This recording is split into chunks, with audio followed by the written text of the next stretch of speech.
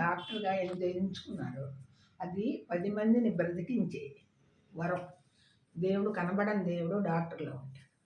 అలాగా మీరు పేషెంట్ రాకుండా చనిపోయే పేషెంట్కి మీ మెడిసిన్ కూడా ఇవ్వకుండా మీ మాటలకు సజీవంగా అమ్మ నేనేం చనిపోను, నేను బతుకుతాను, డాక్టర్ గారు ఇలా చెప్తున్నారు అని చెప్పి బ్రతికించే వరం నీకు ఇచ్చాను. ఆ వరము 100 మందిని చనిపోయిన లాజరుని దేవుడు ఎలా లేపాడో అలాగ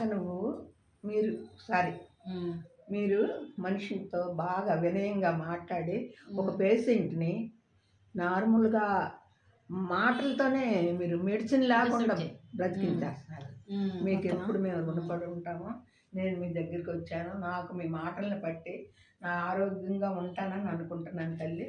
ఇంకా మీ దగ్గర నాలాంటి వాళ్ళు వచ్చి నాలాగే ఎలాగైనా ఆనందంగా మీ మాటల ద్వారా ఆనందం, నాకు మెడిసిన్ ఇవ్వకుండా దేవుని కృప మేము.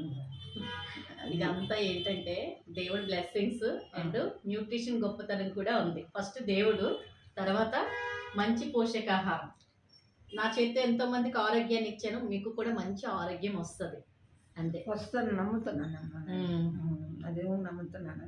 ఇదే మొదటి రోజు వచ్చాను, మిమ్మల్ని చూసి ఆనందపడుతున్నాను. ఇదే సుజాత చెప్తున్నాను, ఆవిడ మాటలకే లేచి కూర్చుంటాను.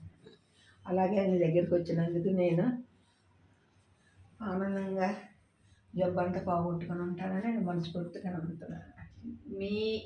మీ విశ్వాసం, మీ నమ్మకమే, మీ ధైర్యమే మీ ఆరోగ్యం. మనిషికి విశ్వాసం ఉంది. ఫస్ట్ 4 మాటలకే విశ్వాసం కలిగితే మీ దగ్గరికి ఇది చాలు. నేను అక్కడి నుంచి ఇక్కడ రాకపోయినా మైండ్ లో ఉంటుంది. చూడండి, వచ్చినప్పుడు చాలా వణుక్కుంటూ ఆవేశంతో వచ్చారు. ఇప్పుడు చూడండి నేను చక్కగా మాట్లాడుతున్నారు.